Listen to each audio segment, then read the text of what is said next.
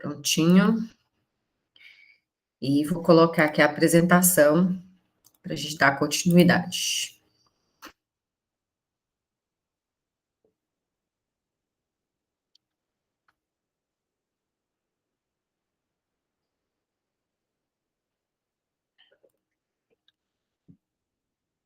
Pronto. Então, gosto sempre de fazer essa introdução para que mesmo as pessoas que estejam pela primeira vez, né, possam depois dar continuidade a essa proposta. Né, nós iniciamos o estudo do livro Céu e Inferno, né, já tem alguns meses que a gente está desenvolvendo. É um livro que compõe o Pentateuco da doutrina espírita, e a gente vai sempre se embasar, né, desse nosso estudo com outras literaturas, né, que endossam e que reforçam o ensinamento deste livro, tá? No nosso roteiro, na primeira parte, que é a parte que ele trata sobre a doutrina, nós já avançamos em alguns tópicos, né? Já percorremos aí um pouco sobre o porvir e o nada, o temor da morte, o céu, o inferno. Na semana passada fechamos o purgatório, né? E hoje a gente vai iniciar sobre doutrina das penas eternas. E a segunda parte, né, que é uma parte onde a gente vai trazer alguns exemplos, né, de pessoas já no plano espiritual a respeito dessa comprovação do céu e inferno. Então, hoje a gente está iniciando o capítulo 6 da doutrina das penas eternas. E é importante a gente reforçar que esse livro, ele traz a quebra de vários paradigmas, né? Muitas coisas que foram determinados para nós de acordo com a nossa cultura, de acordo com as outras religiões, e por muito tempo, muitos desses dogmas, né, dessas falas que foram colocadas em relação a esses lugares, né, eu gosto sempre de frisar entre aspas, esse lugar céu, esse lugar inferno, pela própria lógica e pela busca do conhecimento, a gente vai vendo que perde-se um pouco a lógica da existência de locais físicos para a gente atribuir, né, para céu e inferno.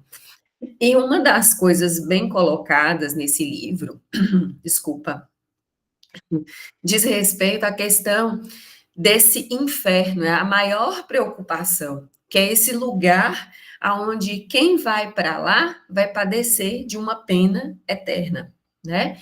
Então, se a gente parar friamente para pensar, né, a gente até questionaria a bondade de Deus em permitir que seus filhos, alguns de seus filhos, né, padecessem de uma pena eterna, né, e não tivessem, né, a chance de se redimir, de buscar se melhorar, né, para poder, de certa forma, evoluir e buscar um progresso, né.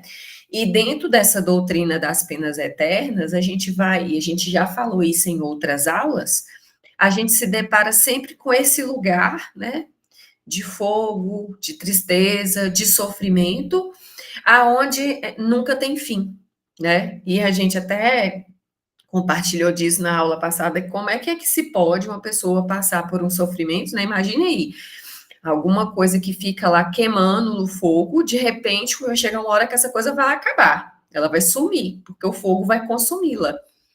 Mas na colocação feita por essa pena eterna, isso nunca aconteceria. Então a pessoa iria incorrer em um sofrimento aonde ela nunca ia ser exaurida ali e continuaria queimando nesse fogo, dito fogo do inferno, né? Então, nesse esclarecer desse capítulo, que são os itens que a gente vai trazer, né, nessa etapa, hoje a gente vai falar de onde se originou, então, essa doutrina dessas penas eternas, né?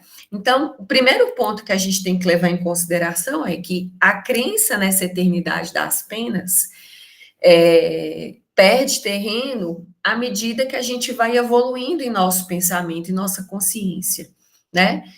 Porque a gente pode pensar assim, sem querer ser um profeta, né, como é colocado lá, pode prever-se-lhe um fim próximo. Então, assim como o espiritismo, né, eu gosto sempre de falar que muitas teorias, muitas coisas, né, que vieram depois para serem consideradas como efetivas, né, e como de fato são, no primeiro momento passou por outras etapas, né, sendo primeiro negada, depois combatido com violência, e depois acaba sendo aceita como uma evidência óbvia. Então, isso, desde que o mundo é mundo, muitas coisas passaram por isso, né? Com o espiritismo não foi diferente. Hoje a gente já está aí na fase de comprovações científicas, né? De considerações da consciência espiritual e do plano espiritual na questão das doenças, enfim. Contra fatos não tem como argumentar. Então, essa crença nessa eternidade das penas eternas, né, nessa crise da eternidade das penas, ela também vem avançando, né, nessa sua, caindo nessa incredulidade de isso não ter uma lógica de existência, né, e tanto essa consideração como outras, né, têm sido os argumentos a ela opostos, né? Então, nos parece quase supérfluo a gente se ocupar de uma doutrina como essa, deixando por si mesma que ela se extinga. Então, é como se a gente não tivesse mais tanta necessidade, né, de tentar alertar para essa não existência dessas penas eternas. Cada um de nós, né, se a gente se der um pouquinho de tempo, né, para simplesmente raciocinar em cima das coisas, a gente vai ver que muitas delas já caem por terra, né? Até pela nossa vivência, pelos exemplos que a gente tem no nosso dia a dia, né? Então, todas essas evidências vêm mostrar para a gente, né, sobre essa questão de que a vida continua, de que a gente tem sim a possibilidade de reparação, né? E que uma pena eterna não estaria de forma nenhuma condizente com o que a gente espera de Deus, né? Como nosso Pai, e a gente sabe que Ele quer que nós cresçamos, que nós possamos ser melhores, né? Que nós avancemos nessa escala e rumo aos anjos. Então, não caberia a Ele definir uma pena eterna, né? Para seus próprios filhos. Mas, o que é uma coisa interessante da gente ressaltar? Não se pode contestar, né, que apesar dessa ideia já estar caducando, né, quer dizer, caindo por terra, já caindo na incredulidade, ela ainda constitui uma tecla de adversários das novas ideias. E esse ponto que eles defendem com mais obstinação, né? E o que ele está chamando a atenção? Muitas vezes, muitas pessoas, né, preferem estar mais convictos, né, continuarem sob esse véu desse desconhecimento, do que propriamente encarar essa realidade. Se a gente parar para pensar, é muito mais fácil a gente continuar vivenciando algo aonde a gente não tem necessidade de mudança, como se fosse assim, né? Alguém que se conformar e ir lá para uma pena eterna, para ele tá tudo bem, porque você procurar uma reparação, você procurar uma melhoria pessoal, você vai ter que sair da zona de conforto e você vai ter que demonstrar que você está buscando uma melhora, né? Então, isso faz com que a gente se mova, a gente se coloque em ação para alguma coisa, né? Então, a gente ficaria entre o comodismo de simplesmente deixar a vida me levar, ou de reconhecer, né? Tá diante dessa consciência de que a gente só vai para mundos melhores, para lugares melhores, se a gente se colocar em ação para essa mudança, né? Então, vão ter aquelas pessoas que vão querer fechar os olhos, né, e continuar da mesma maneira. Então, ele chama a atenção, né, para essas observações, né, que a gente tem que considerar. Muitos, como se diz, serão chamados, mas simplesmente não recusarão essa melhoria, né? Então, a doutrina das penas eternas, ela teve sua razão de ser, né? Ela existiu por um momento e ela foi muito importante, né, para representar essa questão desse inferno material. Porque o temor podia constituir um freio para os homens pouco adiantados intelectual e moralmente. No Livro dos Espíritos tem um capítulo lá, eu vou ter que me recordar qual que é para trazer a anotação para depois quem quiser ler, que fala do medo e da consciência, né? E nos alerta sobre isso, que o medo, ele é inversamente proporcional, ele acontece de maneira inversamente proporcional conosco, com a nossa consciência. Então, quanto mais consciência vamos tomando das coisas, naturalmente a gente passa a ter menos medo daquelas realidades, né, do que realmente vai acontecer, né? Então, à medida que a gente ainda não tem esse avanço intelectual e até mesmo moral, o medo, ele vem até mesmo como um sentido de defesa, um instinto de defesa, e ele é importante que ele aconteça, né? Quando a gente fala de situações onde a gente fala, lá no livro até cita, né? Se não existisse o medo, pode ser que nós teríamos ainda mais exemplos, né, de autoextermínio, como exemplo, né? Então, ele, de certa forma, freia como esse instinto de proteção, né? Mas, com o avançar, né, da nossa ampliação dessa nossa consciência, então, naturalmente, a gente perde esse medo, né? É onde a gente vai abrindo a nossa mentalidade. Você vê que no começo, quando você está estudando o espiritismo, a gente tem muito mais medo da morte, né? Mas à medida que a gente avança, que vem esse esclarecimento, a gente começa a perceber que uma coisa é só consequência da outra. E aí a gente já enxerga isso como uma próxima etapa dessa nossa existência, da nossa vida, né?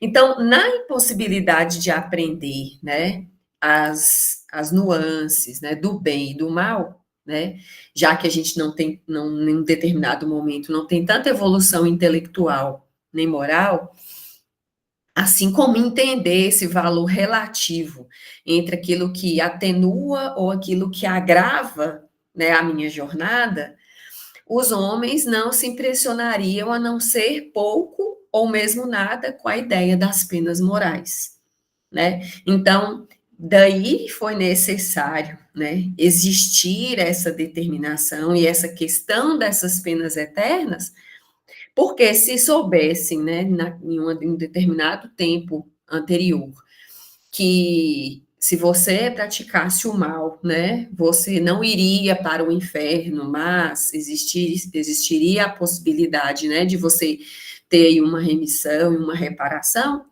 para aquele momento, esse esclarecimento não estaria adequado ao nível de consciência, né? E aí a baderna poderia ser um pouco pior. Então, eles não compreenderiam naquela época, né? Não tinham condições de compreender a temporalidade das penas e a justiça decorrente das suas gradações e proporções. Então, hoje nós já vivenciamos uma época, né, aonde a gente consegue perceber melhor essa questão da lei de ação e reação, da causa e efeito, né? O fato de já estarmos dentro dessa transição planetária e a gente já consegue perceber melhor todas essas modificações. Até parece que as coisas estão mais aceleradas, né? Às vezes a gente até pensa assim, nossa, é como se essa lei de ação e reação e causa e efeito, ela estivesse acontecendo muito mais rápido. A gente já percebesse de uma maneira mais ágil esses reflexos daquilo que acontece, né?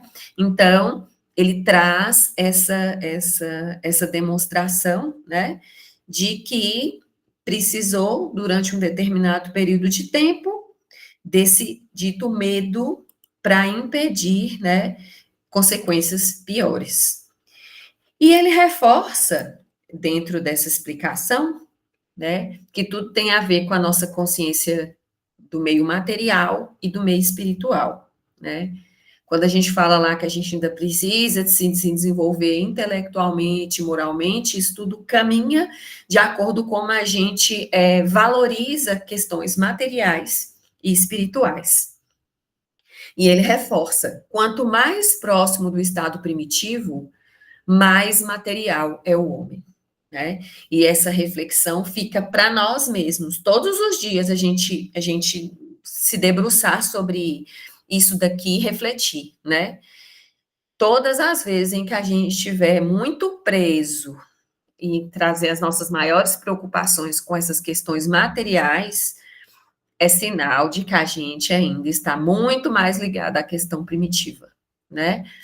Porque quando você está mais preocupado com a questão espiritual, a parte material é de menos, né? Então, não é que a gente vai ficar livre disso, porque a gente precisa tratar a questão material como ferramenta para a gente crescer, né? Para a gente se desenvolver e tal.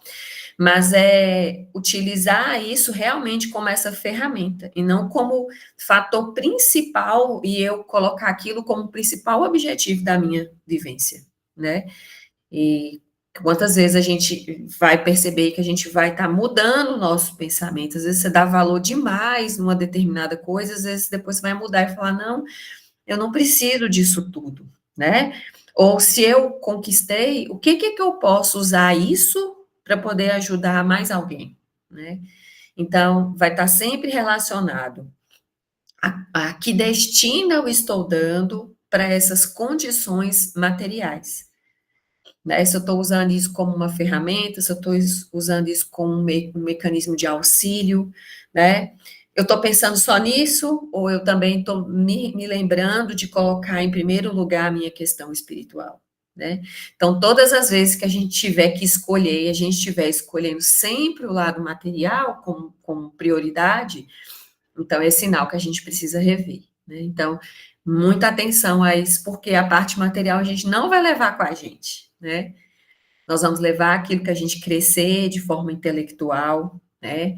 A gente vai levar aquilo que a gente conseguir melhorar dentro das nossas habilidades, né? A gente deixar as nossas más tendências, né? Ah, eu era mais egoísta, agora eu sou menos egoísta. Enfim, é aquilo que realmente a gente vai levar na nossa bagagem para a nossa próxima existência, né? Eu gosto sempre de lembrar do exemplo que Breno dá lá para a gente, né? Ele fala, nessa encarnação eu não vou ser um exímio tocador de violão, mas eu já tenho violão, eu já estou começando a fazer os meus primeiros dedilhados, e é assim, ele já entende que isso é uma coisa que ele está começando agora, mas que ele vai dar continuidade num outro momento. Então, a gente também tem que pensar dessa maneira. Ah, eu estou começando a estudar uma determinada coisa. Ah, não, será que eu vou dar conta de fazer? Não, vai fazendo, né? Tudo aquilo que a gente aprender agora vai ter alguma serventia mais para frente, né? A gente não sabe quando a gente vai utilizar. E, dando continuidade, ele coloca que o senso moral é o que de mais tardio se desenvolve. Olha para vocês verem, o senso moral é aquilo que de mais tardio se desenvolve. Razão pela qual também não pode fazer de Deus, dos seus atributos e da vida futura, senão uma ideia muito imperfeita e vaga. Eu coloquei 2 exemplos aqui para mostrar que nós ainda vivemos numa sociedade onde a gente tem locais que vendem terreno no céu. Então, a gente vê que é uma coisa assim, totalmente sem cabimento, mas nós temos irmãos nossos que ainda acreditam nessa vertente. Então, a gente encontra aí 2 parâmetros: o problema daqueles que vendem e daqueles que ainda acham que compram um lugar no céu. Então, há uma ideia muito imperfeita e vaga do que é que Deus deseja de cada um de nós, né? Então, aqui somente para a gente exemplificar, né, o tanto que a gente ainda precisa de melhorar. E assimilando a sua própria natureza, né, como é que é como é que é a imaginação desse Deus? Deus não passa por ele além de um ser soberano e absoluto. E até considerado o quê? Mais terrível quanto invisível, como um rei despótico, que, fechado no seu palácio, jamais se mostrasse aos seus súditos. Então, muitas vezes a gente foi, né, construída essa imagem desse Deus onipotente, como se a gente não tivesse condição nem de alcançá-lo, né? Aquela coisa assim, bem bruta, né, que somente dá ordens. Então, é dessa maneira, né, já que a gente fala de penas eternas, né, então, uma pessoa que conclama lá uma pena eterna para um filho, ele não vai ser uma pessoa assim tão boazinha, né? Então, essa é a ideia que por muito tempo foi construída. E e totalmente sem compreender o seu poder moral, já que eles, para essas pessoas, era uma ideia vaga e imperfeita, só o aceitam pela força material, né? Então, não vem senão armado, com raio, ou no meio de coriscos e tempestades, semeando de passagem destruição e a ruína, semelhantemente aos guerreiros invencíveis, né? Como se fosse aquela pessoa que vem para determinar, né? Quem vai para o céu, quem vai para o inferno, e assim sucessivamente. A gente imagina até aqueles personagens que a gente tem lá, né? Dos super-heróis, mas de mocinho não teria nada. E olha que comparação interessante. Bem diferente do maior exemplo que a gente teve na Terra, Jesus Cristo, né?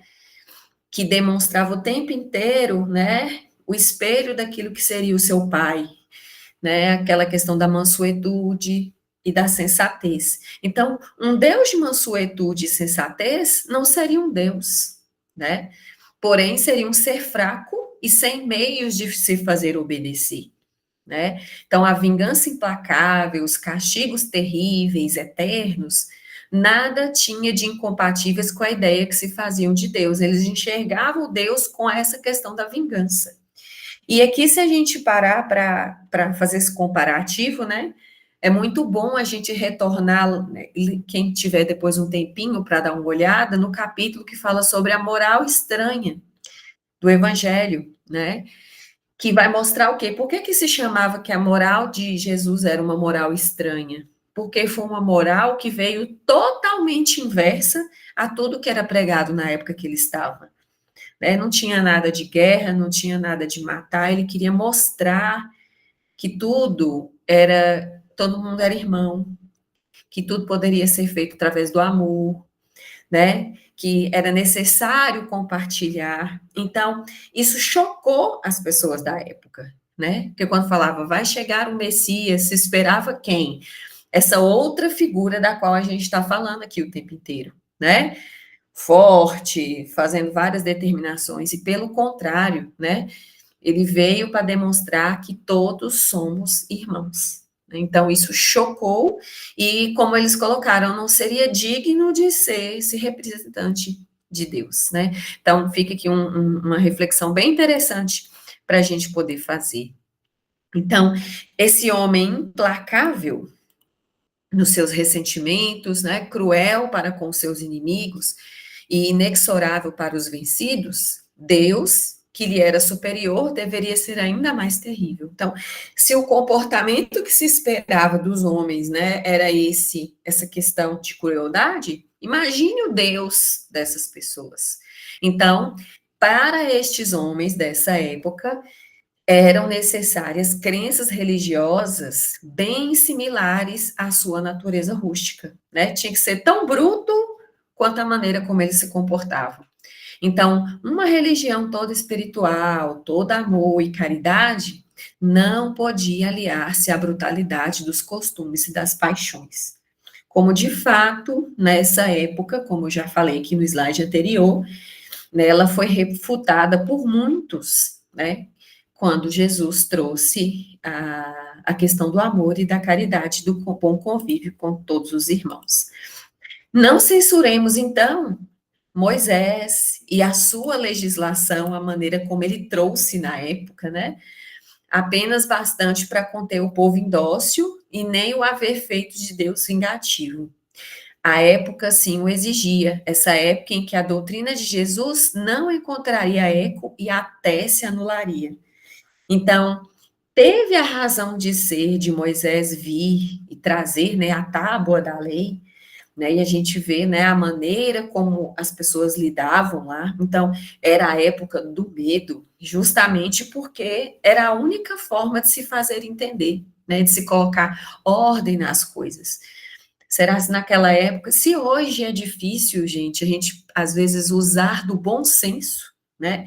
Se até hoje precisamos de leis, se até hoje precisamos de várias determinações, porque as pessoas não conseguem respeitar o outro, ou usar de empatia, ou usar do bom senso, imagine nesses tempos anteriores, né? Se a gente parar para pensar, hoje se briga e se mata por conta de um sinal de trânsito, né? Então, assim, hoje se briga e se mata porque você tropeçou e derramou alguma coisa em cima do outro. Enfim, essa é a humanidade que estamos tendo e a gente tem que se olhar, né? Olhar para dentro, voltar para dentro de cada um de nós e a gente pensar o quanto, né, dessa brutalidade, né, dessa questão primitiva, ainda muitas vezes nos acomete, né, na época de hoje. Isso aí a gente entende que a gente pode melhorar um pouquinho mais. E aqui se encerra, né, o dito de hoje, né, nós demos aí essa primeira introdução. Também quero abrir aí, alguém quer fazer algum comentário, falar alguma coisa, pode ficar à vontade aí para se expressar, tá? Se quiser trazer alguma contribuição, fiquem à vontade. Pode falar. Desculpa, eu só queria falar um detalhe que você falou no finalzinho agora sobre as proibições de Moisés, né? O que acontece? Eu estava só querendo reforçar o que você falou, é porque teve uma fala, né, muito intensificada sobre a proibição da comunicação dos espíritos feita por Moisés. E o que acontece? Muitas religiões se apoiam nisso para criticar o espiritismo. E aí, por uma questão lógica, eu sempre gostei de lógica, né? Acho que até pela profissão. Se você for pensar que quando você proíbe alguma coisa, essa coisa existe. Não tem por que a gente proibir uma coisa que não existe.